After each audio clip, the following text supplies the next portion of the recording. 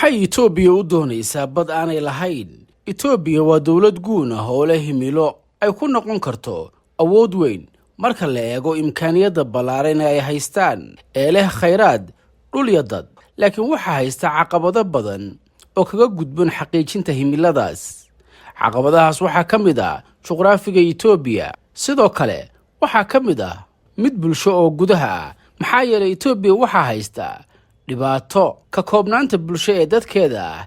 Itoobiya ma aha dal leh is-haysasho bulsho. loolanka qowmiyaduhu waa khatarta ugu weyn ee ka haysta xaqiijinta himiladaas weyn, maxaa yeelay Itoobiya ma aha nation state si la mid ah Soomaaliya oo kale. inkastoo taasi aanay ahayn waxa kaliya ee ummadaha isku haya, haddana waa qodob damaanad qaadi kara waaridda ummadaha.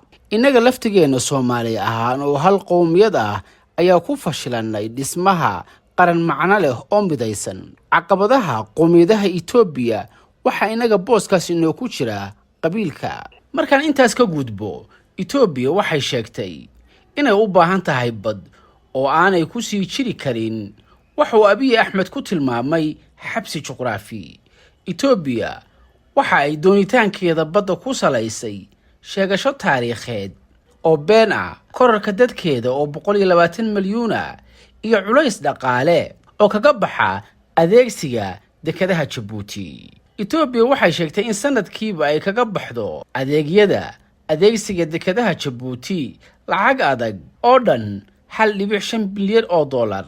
dalka Itoobiya waxa ay wax dhoofinta dibadda iyo wax soo dejintiisaba ay maraan dekedaha Djibouti, waana 95% dejinta iyo dhoofinta. taas waxay ka dhigan tahay in Djibouti ay maasho dhaqaale ahaan dalka Itoobiya. dhaqaalaha Itoobiya waa kan shanaad ee ugu weyn Afrika, waxaana sanadkan la sheegay in 205 bilyan oo dollar GDP per capita ama waxa ku aadaya qof walba oo Itoobiyana 1910. afarta dal ee ka horeeya waa Koonfur Afrika 400 bilyan oo dollar, Masar 347 bilyan oo dollar, Algeria 347 bilyan oo dollar, iyo Nigeria 252 bilyan oo dollar.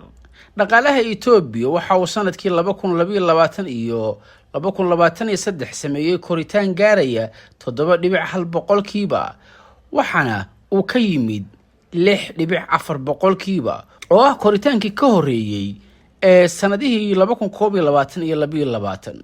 waxa xusid mudan in koritaanka ugu badan ee dhaqaalaha Itoobiya laga sameeyay dhinaca adeegyada, wuxuuna gaarayaa 40% GDP-ga dalka. dhanka kale, dhaqaalaha Djibouti waxa uu ku jiraa kaalinta 44aad oo waa 4.364 bilyan, halka kan Soomaaliya uu ku jiro kaalinta 22aad 24.776. markaad eegto dhaqaalaha Itoobiya, waxa muuqata inaanay culays weyn ku hayn lacagta gaaraysa 1.5 bilyan ee ay ku bixiso adeegyada dekedaha Djibouti. sidoo kale waxay sheegtaa in cashuurta ay dekedaheeda kaga qaado muwaadiniinteeda ay ka badan tahay cashuurta ay ka qaado badeecadaha Itoobiya. taasi waxay muujinaysaa in Djibouti ay u samaysay Itoobiya cashuur dhimis iyo tixgelin gaar ah. waxa kale oo xusid mudan in Soomaaliya ay sanadkiiba lacag u dhiganta tan Itoobiya ku bixiso dekedaha Djibouti ama wax ka badan 1 bilyan oo dollar ay ku soo dhoofsato qaad. intaasi waa iska hoga tusaaleyn ee aan u gudubno jawaabta su'aasha. horta damaca badda Itoobiya kuma saabsana baahi hadda taagan oo degdega ee waa qorshe istiraatiijiyadeed oo mustaqbalka ah. sidaas awgeed Itoobiya ma xaqiijin karto himiladaas foge weyn ilaa inta ay ka baxayso xaaladda juqraafi ee ay hadda ku jirto ama ay ka helayso bad.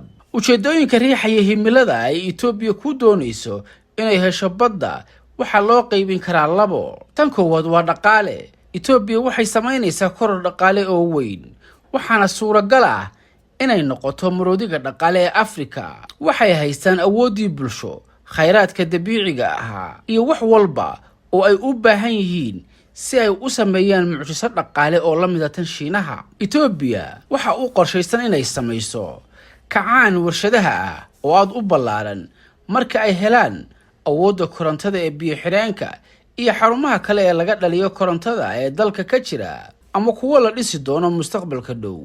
marka waxaa kordhi doona waxdhoofinta Itoobiya ee ka dhalanaysa warshadaha iyo beeraha. waxaa taa u heliya waxa loo yaqaano saameynta dhaqaale economic impact ee ka dhalan doona dekadaha iyo badda ay helaan, oo dabcan u keeni doonta maalgashi dibadda ah oo ballaaran. si kooban haddii aan u idhaahdo, Itoobiya waxay doonaysaa inay noqoto awood dhaqaale oo aad u weyn. sidaa awgeed, haddii ay rabto inay wax dhoofiso, waxay u baahan tahay dekado waaweyn oo badan. yoolkaas dhaqaale ee ay hiigsanayaan ayaa daruuri ka dhigaya inay helaan bad ama dekado ay iyagu leeyihiin ama ugu yaraan iyagu ay maamulaan. 2. muhiimad siyaasadeed iyo mid istiraatiijiyadeed geopolitical and geostrategic importance. sida uu sheegay ra'iisul wasaaraha Itoobiya Abiy Ahmed, Itoobiya waxay ku jirtaa xabsi juqraafi ah oo hoos u dhigaya muhiimadda ay leedahay. Itoobiya waxay doonaysaa inay noqoto awood siyaasadeed, dhaqaale iyo ciidan oo gobolka iyo caalamka ah. dhowaan waxay ku biirtay isbahaysiga BRICS, laakiin ma jirto wax weyn oo miisaan ah oo ay ku kordhin karto haddii aanay helin lahaanshaha bad iyo dhul istiraatiiji ah oo ku yaala marinada adduunka ee muhiimka ah.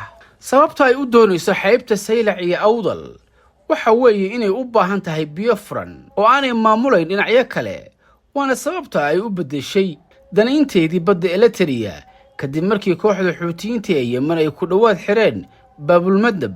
marka waxa ay u baahan tahay biyaha furan ee gacanka cadmeed ama badweynta Hindiya. sidoo kale, marka laga hadlayo xiriirka caalamiga ah, waxaa jira 2 kelmadood oo saameyn ku leh doonitaanka Itoobiya ee badda: dowlad udub dhexaad ah, dawla mixwariya.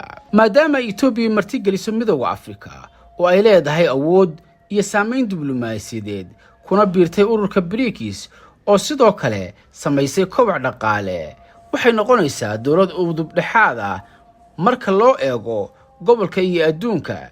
laakiin iyadoo ay taasi jirto, Itoobiya ma noqon karto dowlad udub dhexaad ah haddii aanay helin bad oo ay ku sii jirto waxay ugu yeereen xabsi juqraafi.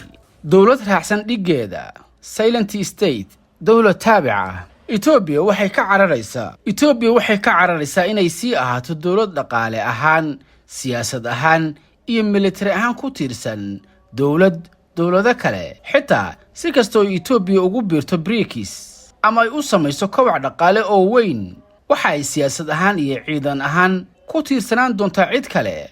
marka labada qodob ee hore ee dhaqaale iyo juqraafi ayaa khasbaya inay noqoto dowlad udub dhexaad ah. si ay taas u heshana, waxay u baahan tahay bad, waayo haddii kale waxay ka sii mid ahaanaysaa dowladaha taabacsan dowlad kale silent state oo ku jirta orbitka reer galbeedka ama kuwa ku bahoobay ururka BRICS. warbixintan waxaa qoray qoraaga Cabdirashiid Muuse Siciid.